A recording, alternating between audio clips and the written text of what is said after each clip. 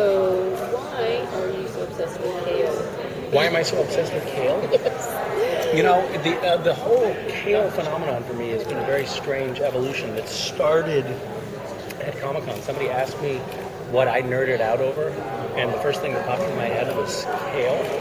And then it just sort of mushroomed, or kaled, I guess, from there, and now it's become a real theme. Like, I have this scavenger hunt, GISHWHES, and I have included items in the scavenger hunt every year that included kale, and now the National Kale Association is the official sponsor of GISHWHES. It doesn't really mean anything. They just gave me a T-shirt, but still, it's kind of cool that they're like acknowledging that that's a thing. By the way, since I'm mentioning it, the scavenger hunt has a lot of supernatural related stuff in it, and it is something that tons of supernatural fans participate in, and registration for it is closing in 1 week.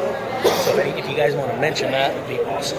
Well, don't you and William Shatner kind of have a thing with the GISHWHES? I mean, it seems like you guys are across Twitter all the time. Yes. Well, you know, William Shatner participating for the second year in the scavenger hunt, and he seems bound and determined to win.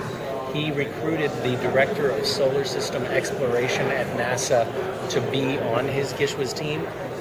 So yeah, he's very serious about it. How are you competing with that? Well, we have the Shatner clause, which is that if someone like William Shatner actually wins the scavenger hunt, the runner-up also wins, so that, you know, ordinary people have a shot. But even so, last year he had Grant Imahara on his team. He had a very heavy-hitting team last year, and it was basically a group of like 22-year-olds that won. He came close, but a bunch of 22-year-olds won because they were just super hardworking and super tenacious, and actually just had the trip in Croatia with them, the winner's trip, and it was totally awesome. So anyway, there you go.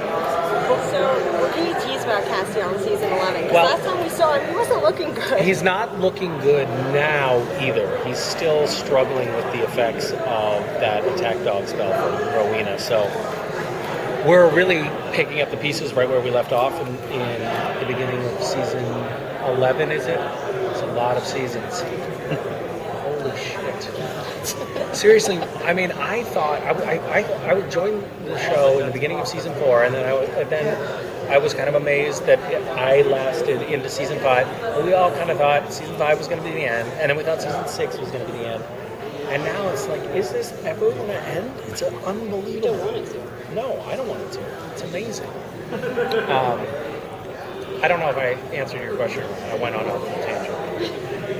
How far ahead do they talk to you guys about your character? I mean, like, I know sometimes they hold scripts back until it's time to shoot. So. This is my speculation, but I think that they don't want us giving input. They don't want to give us reason to give input on the storylines. They're like, we'll take care of the storylines. You guys do your own thing.